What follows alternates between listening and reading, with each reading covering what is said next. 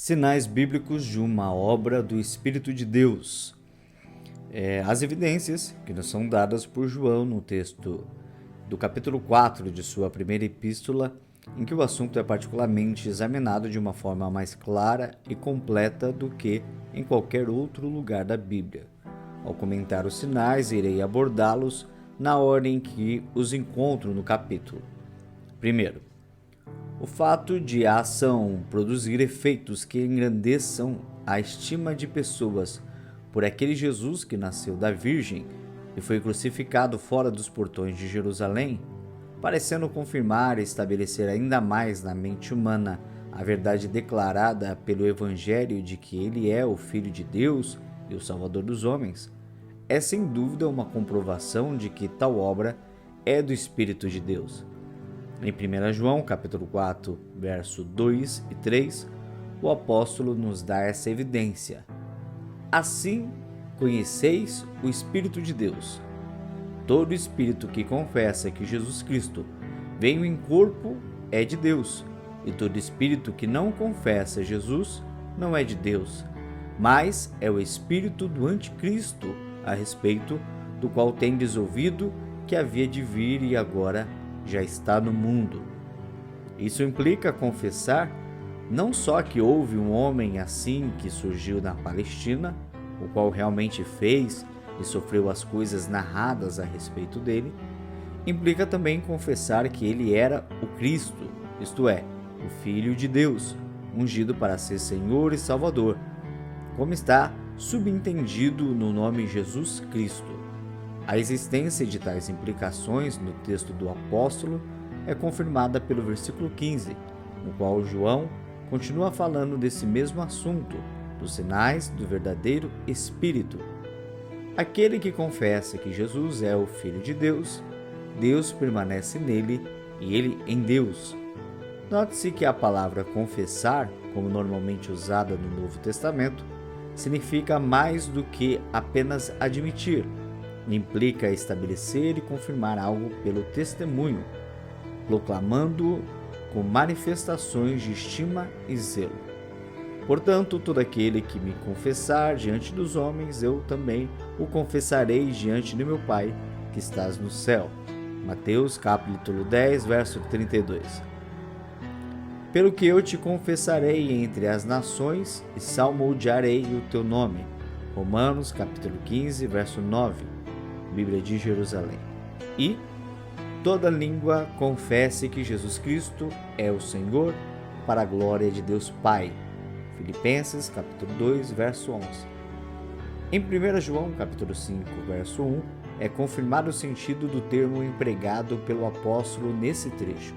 Todo aquele que crê que Jesus é o Cristo é nascido de Deus, e todo aquele que ama o que gerou, ama também o que dele é nascido. Vemos essa confissão também no texto paralelo, em 1 Coríntios capítulo 12, verso 3, em que Paulo nos dá a mesma regra para distinguirmos o verdadeiro espírito de todas as imitações. Portanto, vos declaro que ninguém, falando pelo Espírito de Deus, pode dizer, maldito seja Jesus, ou mostra uma consideração desfavorável ou desprezível por ele. E ninguém pode dizer, Jesus é Senhor, a não ser pelo Espírito Santo.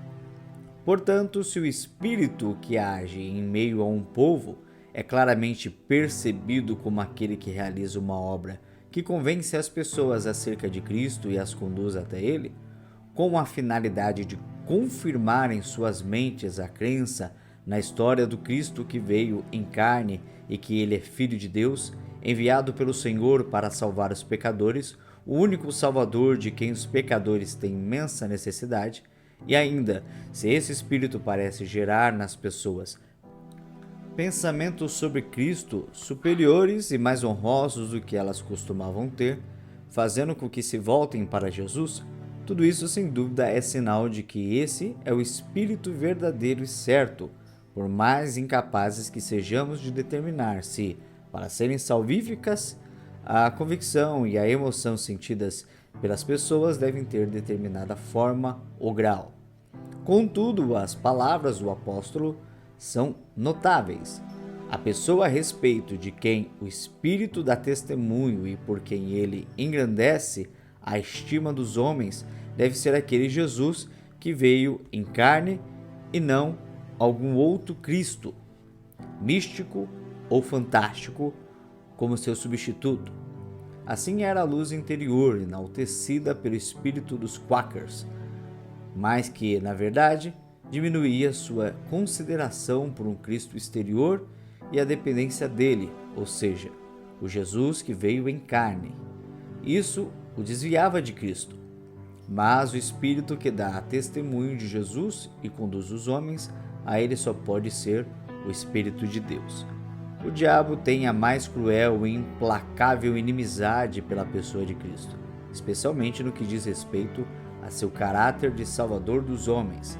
Satanás tem ódio mortal da história e doutrina da redenção, e nunca tentaria gerar nos homens pensamentos mais honrosos a respeito de Cristo, a fim de que as pessoas dessem mais valor às instruções e mandamentos do Senhor.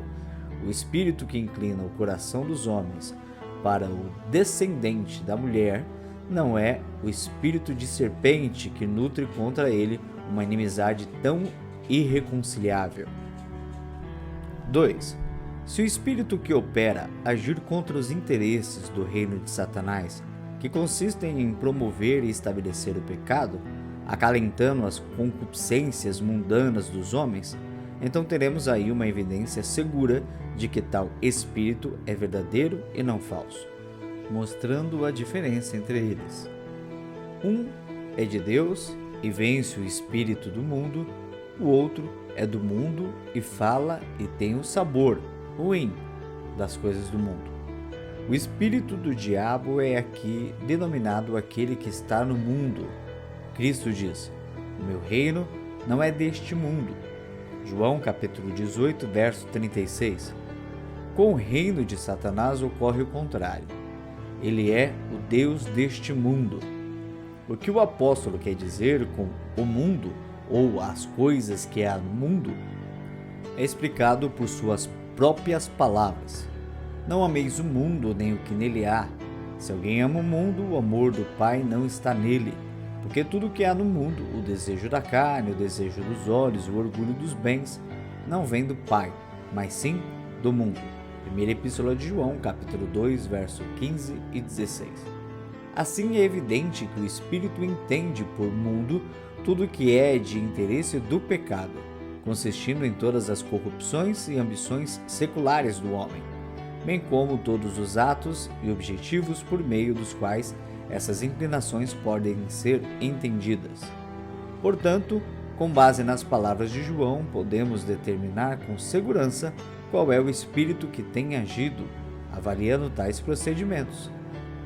Se diminui o apego dos homens aos prazeres, benefícios e honras do mundo, se arranca de seus corações a procura ambiciosa dessas coisas, se os envolve em uma profunda solicitude pela condição futura e pela felicidade eterna reveladas no Evangelho, levando-os a uma busca zelosa do reino de Deus e sua justiça, se os convence a respeito da terrível natureza do pecado, da culpa que ele provoca e da desgraça a que expõe as pessoas. Esse só pode ser o Espírito de Deus. Não devemos supor que Satanás convenceria ou despertaria a consciência dos homens para o pecado. Não lhe seria de nenhuma utilidade fazer com que a candeia do Senhor seja iluminada com uma luz mais brilhante, dando voz ao representante de Deus na alma. Em tudo que faz, porém, é de seu interesse embalar o sono da consciência e mantê-lo calado. O fato de ter a consciência com a boca e com os olhos abertos na alma tenderá a atrapalhar e prejudicar seus desígnios das trevas, perturbando constantemente suas ações, indo contra seus interesses, inquietando-o de tal forma que ele não consiga fazer mais nada que deseja sem ser incomodado. No momento em que está quase firmando os homens no pecado, iria o diabo tomar tal caminho?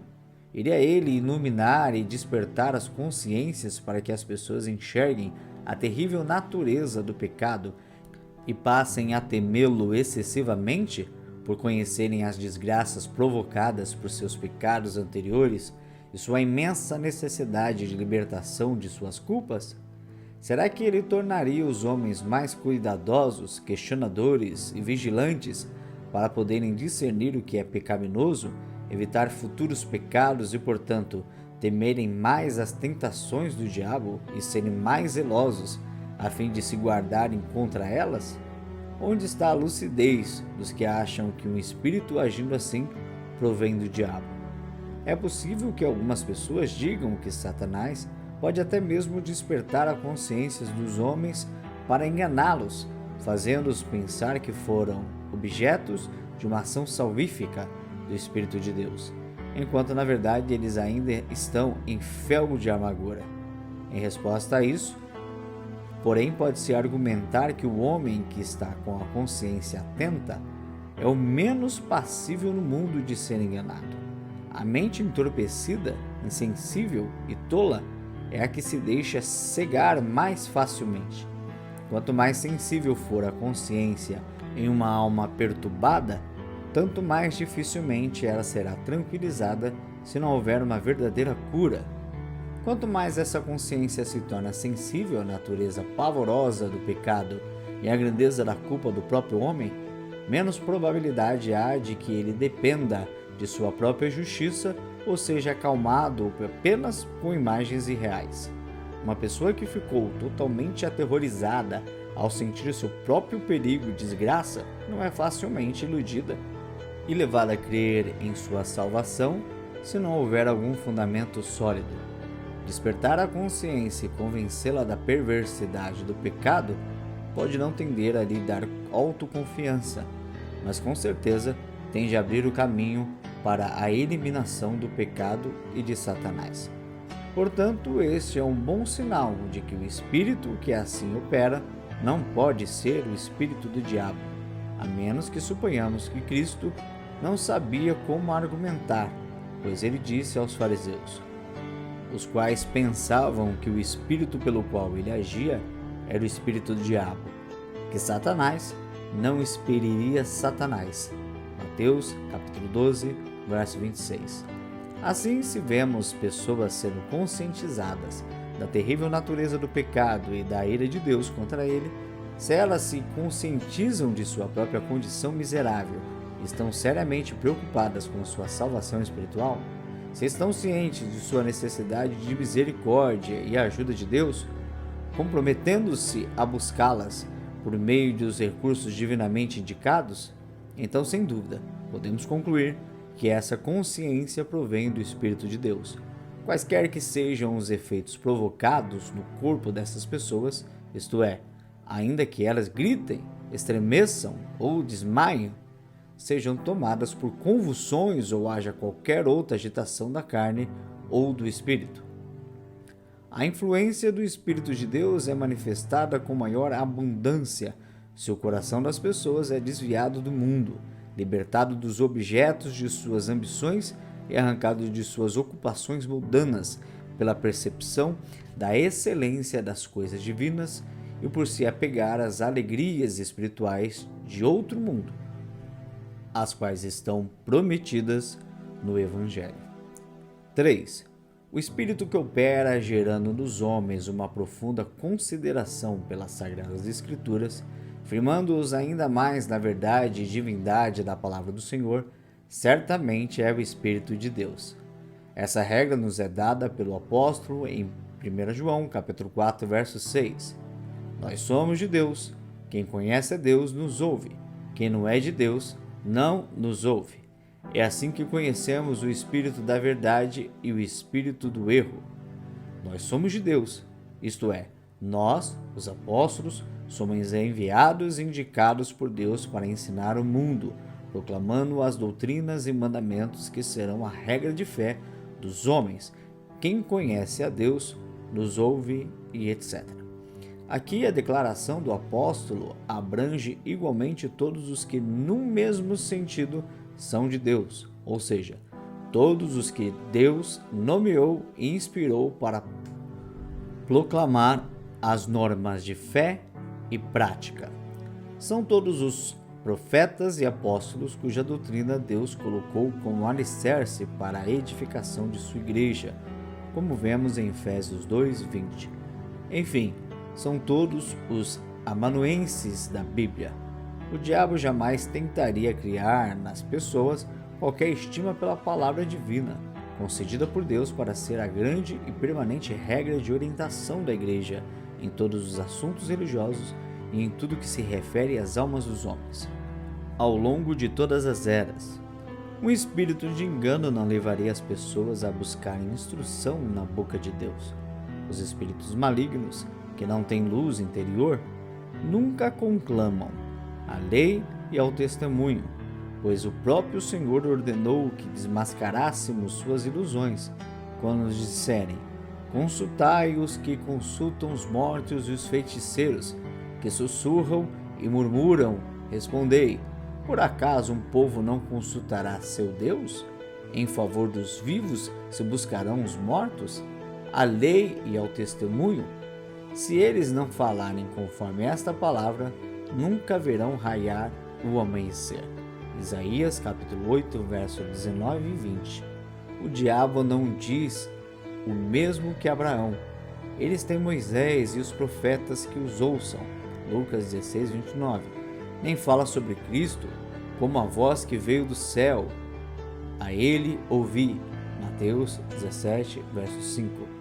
Será que o espírito de engano, querendo iludir os homens, geraria neles um alto conceito da regra infalível, dispondo-os a dar-lhe muito valor e a se familiarizarem com ela? Iria o príncipe das trevas levar os homens para a luz do sol, com o intuito de promover seu reino das trevas? O diabo sempre demonstrou rancor e ódio mortais pelo livro sagrado, a Bíblia. Ele tem feito tudo o que pode para extinguir essa luz e dela desviar os homens. Ele sabe que esta é a luz pela qual o seu império de trevas será destruído. Há muitas eras Satanás vem experimentando o poder dessa luz a impedir seus objetivos e frustrar seus planos. É seu eterno flagelo. É a principal arma usada por Miguel em sua peleja contra o diabo. A espada do Espírito, que transpassa e subjuga. É a grande e poderosa espada com a qual Deus pune a Leviatã, a serpente perversa. É aquela espada afiada que sai da boca do cavaleiro e com a qual ele derrota seus inimigos, como lemos em Apocalipse, capítulo 19, verso 15. Cada texto é como uma ferroada a atormentar a velha serpente. O diabo já sentiu essa dor pungente milhares de vezes. Assim, ele está empenhado na luta contra a Bíblia e odeia cada palavra nela contida. Podemos estar certos de que ele jamais tentará aumentar a estima ou o amor das pessoas pelas Escrituras. Consequentemente, é comum vermos alguns fanáticos depreciando essa regra escrita, estabelecendo acima dela a luz interior ou alguma outra norma. 4. Outra regra para discernirmos os espíritos pode ser inferida a partir das formas de tratamento dadas aos espíritos inimigos. Nas últimas palavras de 1 João, capítulo 4, verso 6, o espírito da verdade e o espírito do erro. Elas revelam as características opostas entre o Espírito de Deus e os outros espíritos que falsificam suas obras. Portanto, se observarmos a maneira de agir de um espírito, vemos que ele opera como espírito da verdade, levando as pessoas à verdade e as convencendo de coisas verdadeiras, então podemos concluir com segurança que esse é o espírito certo e verdadeiro.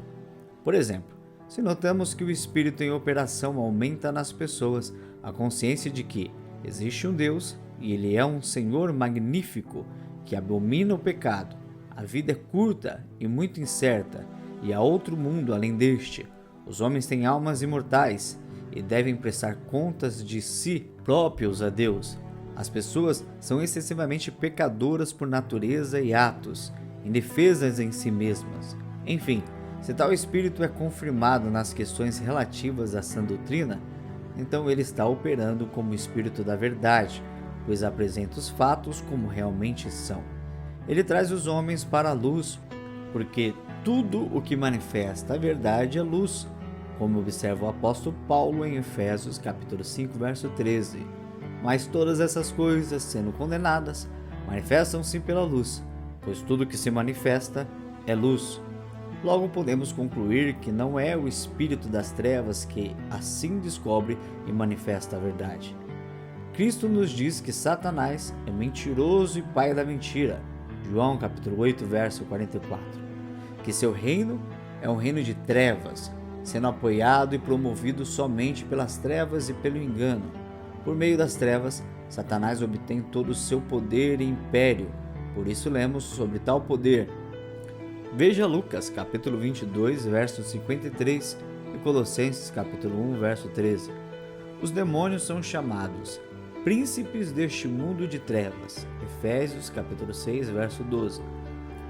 Qualquer espírito que remove nossas trevas e nos traz à luz, livra-nos do engano e, por convencer-nos da verdade, faz uma grande gentileza. Se eu sou levado a enxergar a verdade e me conscientizo dos fatos como realmente são, meu dever é agradecer de imediato a Deus, sem antes ficar parado e indagando por quais meios recebo tal benefício. 5. Se o espírito que está em ação em meio a um povo opera como espírito de amor a Deus e ao homem, temos aí um sinal seguro de que esse espírito é de Deus. O apóstolo João enfatiza esse sinal do versículo 7 até o final do capítulo. Amados, amemos uns aos outros, porque o amor é de Deus, e todo aquele que ama é nascido de Deus e conhece a Deus. Aquele que não ama não conhece a Deus, porque Deus é amor, e etc. Aqui é evidente que João continua comparando os dois tipos de pessoas que estão sob a ação das duas espécies opostas de espíritos. Ele menciona o amor como um sinal por meio do qual podemos identificar quem tem um espírito verdadeiro. Isso se torna especialmente claro nos versículos 12 e 13. Se amamos uns aos outros, Deus permanece em nós, e seu amor é em nós aperfeiçoado. Assim sabemos que permanecemos nele, e ele em nós, por haver ele nos dado do seu Espírito. Nesse trecho, João fala do amor como se nisso consistisse a própria natureza do Espírito Santo, ou seja, é como se o amor divino, permanecendo em nós, e o Espírito de Deus habitando em nós fossem a mesma coisa.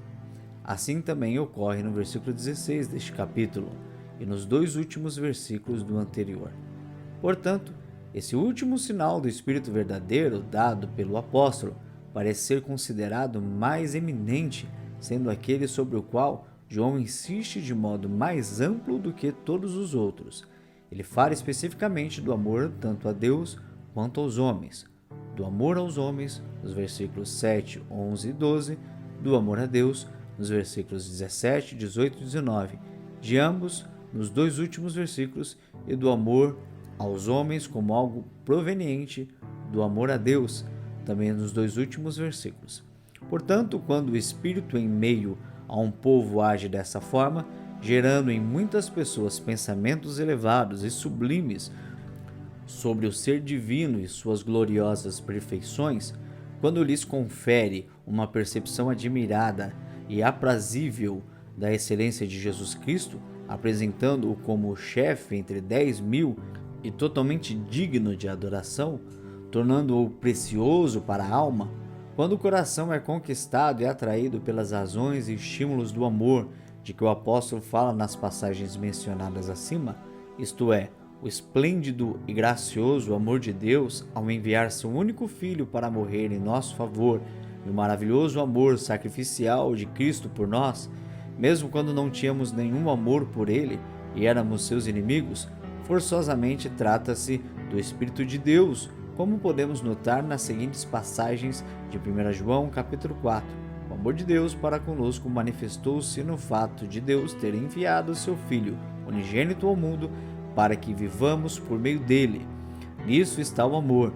Não fomos nós que amamos a Deus, mas foi ele quem nos amou e enviou o seu Filho como propiciação pelos nossos pecados. Verso 9 e 10. E conhecemos o amor que Deus tem por nós e cremos nesse amor. Deus é amor. Quem permanece em amor, permanece em Deus e Deus nele. Verso 16. E nós amamos porque ele nos amou primeiro. Verso 19.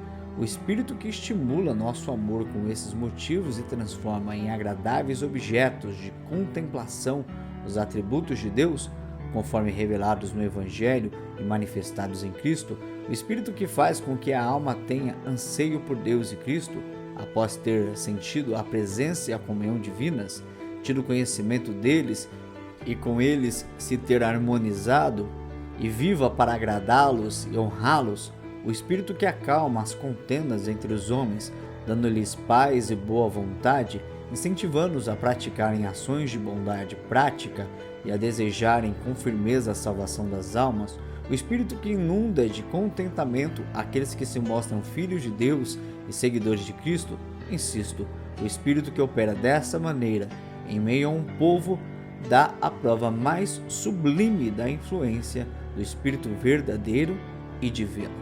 De fato, existe um amor simulado que muitas vezes aparece em meio àqueles que são levados por um espírito de engano. Os fanáticos mais desenfreados, geralmente há uma espécie de união e afeição gerada pela autoestima e ocasionada por um acordo mútuo referente a questões sobre as quais eles muito diferem dos outros e devido às quais são objetos de ridículo perante o resto da humanidade.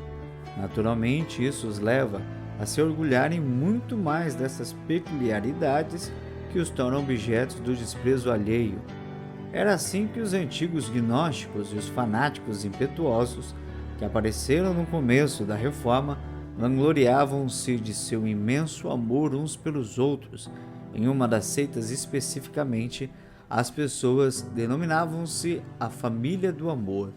Isso, porém, é muito diferente do amor cristão que acabei de descrever, pois é apenas a exibição de uma autoestima natural, não havendo verdadeira caridade.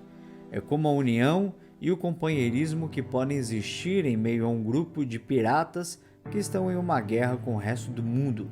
Nesse texto de João, é dito o suficiente sobre a natureza do verdadeiro amor cristão, para que este possa ser distinguido de todas as imitações.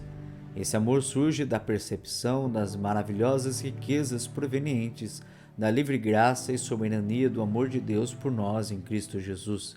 A isso, sejam somados um reconhecimento de nosso completo demérito, por sermos inimigos que odeiam a Deus e a Cristo, e uma renúncia de toda a nossa excelência e retidão pessoal. Veja os versículos 9, 10, 11 e 19. A característica mais evidente do verdadeiro amor divino sobrenatural, distinguindo-o das imitações que surgem de uma autoestima natural, é que nele brilha a virtude cristã da humildade, qualidade que, mais do que todas as outras, renuncia, degrada e aniquila a palavra alto. O amor cristão, ou a verdadeira caridade, é um amor humilde. O amor é paciente, o amor é benigno, não é invejoso, não se vangloria, não se orgulha, não se porta com indecência, não busca os próprios interesses, não se enfurece, não guarda ressentimento do mal. 1 Coríntios, capítulo 13, verso 4 e 5. Portanto, quando vemos em alguém um amor acompanhado do reconhecimento de sua própria insignificância, sordidez, fraqueza e total insuficiência, e ainda quando há autodesconfiança, autodesprendimento, autorrenúncia e humildade de espírito, esses são sinais claros do Espírito de Deus. Aquele que assim permanece no amor, permanece em Deus e Deus nele. A grande prova do verdadeiro Espírito a que o apóstolo se refere é o amor de Deus ou o amor de Cristo. Seu amor é em nós aperfeiçoado. Verso 12. No exemplo de Jesus vemos melhor que tipo de amor é esse. O amor demonstrado pelo Cordeiro de Deus não era somente pelos amigos, mas também pelos inimigos. Sentimento este acompanhado por um espírito manso e humilde. Ele mesmo diz: "Aprendei de mim que sou manso e humilde de coração." Mateus capítulo 11, verso 29. O amor e a humildade são as duas coisas mais contrárias ao espírito do diabo neste mundo, pois, acima de tudo, O caráter deste espírito maligno consiste em orgulho e maldade. Assim, estive falando especialmente dos vários sinais que o apóstolo nos dá de uma obra do Espírito verdadeiro. Vimos que há algumas coisas que o diabo não faria sob hipótese alguma, mesmo se pudesse. Ele não despertaria as consciências, tornando os homens conscientes de sua condição desgraçada devido ao pecado e de sua grande necessidade de um Salvador. Não confirmaria os homens na crença de que Jesus é o Filho de Deus e o Salvador dos pecadores, nem aumentaria a estima e a consideração das pessoas por Cristo. Satanás não criaria na mente humana uma percepção da necessidade, utilidade e verdade das Sagradas Escrituras, nem faria com que as pessoas buscassem fazer uso delas. Ele também não mostraria aos homens a verdade sobre os assuntos da alma, a fim de abrir seus olhos e arrancá-lo da escuridão, levando-os à luz e dando-lhes uma visão das coisas como realmente são. Há ainda as outras coisas que o diabo não pode nem irá fazer. Ele nunca dará aos homens o espírito de amor divino, humildade e desprendimento cristãos. Na verdade, ele nem poderia se quisesse. O diabo não pode dar aquilo que ele mesmo não possui, e essas coisas são totalmente opostas à sua natureza. Assim, quando há uma influência ou operação extraordinária na mente de um povo, e os aspectos acima são nela verificados, podemos determinar com segurança que aquela obra é de Deus, quaisquer que sejam as outras circunstâncias que a acompanham, os instrumentos usados ou os métodos aplicados para efetivá-la. Não importam os meios empregados por um Deus soberano, cujos juízos são um abismo profundo para realizar sua ação, nem os impulsos provenientes dos instintos animais, nem os efeitos provocados no corpo humano. Os sinais descritos por João são autossuficientes e se sustentam, mostrando claramente o dedo de Deus. Esses sinais pesam muito mais na balança do que 1000 pequenas objeções que muitos levantam a partir das extravagâncias, irregularidades e falhas na conduta, superando também as ilusões e escândalos de alguns estudiosos. Nesse ponto, porém, algumas pessoas podem questionar se as evidências apresentadas são suficientes, citando o apóstolo Paulo. Esses homens são falsos apóstolos, obreiros desonestos, disfarçando-se de apóstolos de Cristo, e não é de admirar, pois o próprio Satanás se disfarça de anjo de luz, 2 Coríntios capítulo 11, verso 13 e 14. Respondo que isso não pode ser um argumento contra a suficiência desses sinais para discernirmos os espíritos verdadeiro e falso nos falsos apóstolos e profetas, aqueles nos quais o diabo se transforma em anjo de luz.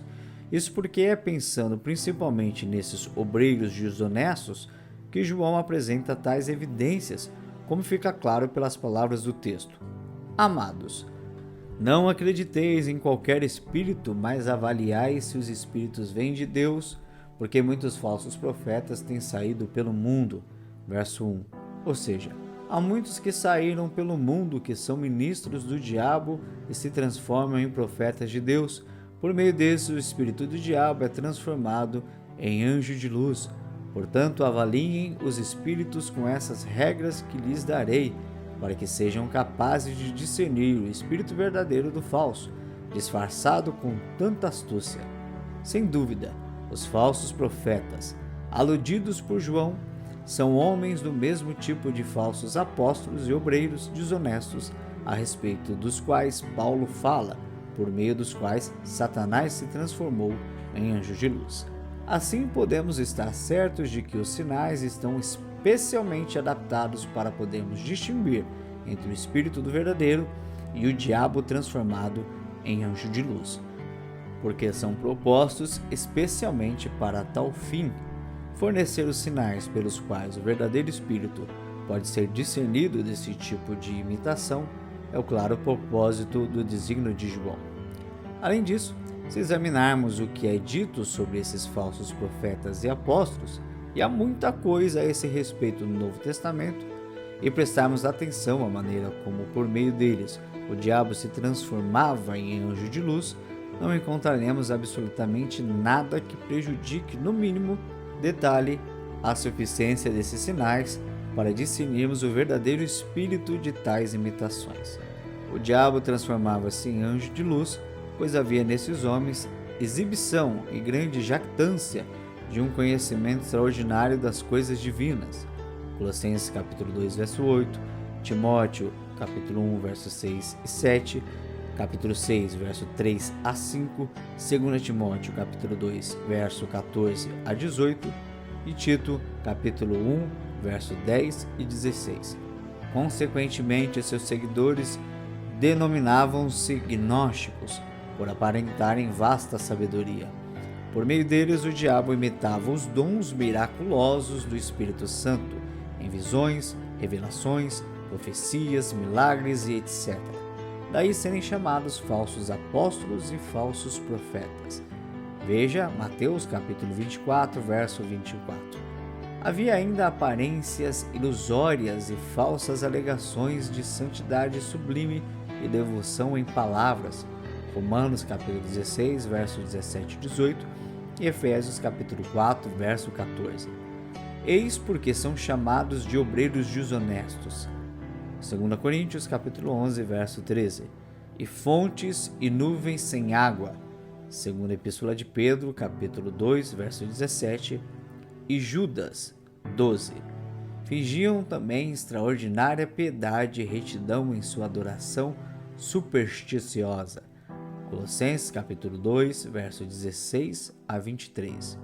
Tinham, portanto, um zelo falso, soberbo e amargo. Gálatas capítulo 4, verso 17 e 18. E 1 Timóteo capítulo 1, verso 6, capítulo 6, verso 4 e 5. Aparentavam igualmente humildade, fingindo extrema pobreza e sujeição, enquanto na verdade estavam enfatuados, sem motivo algum na sua mente carnal. Colossenses capítulo 2, verso 18.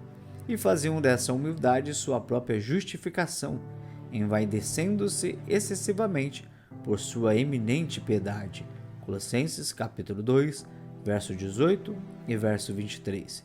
De que maneira, porém, fatos assim podem prejudicar de alguma forma as coisas mencionadas acima como sinais distintivos do Espírito verdadeiro? Além dessas demonstrações vãs, que podem ser do diabo, há influências comuns do Espírito de Deus que muitas vezes são confundidos com a graça salvífica.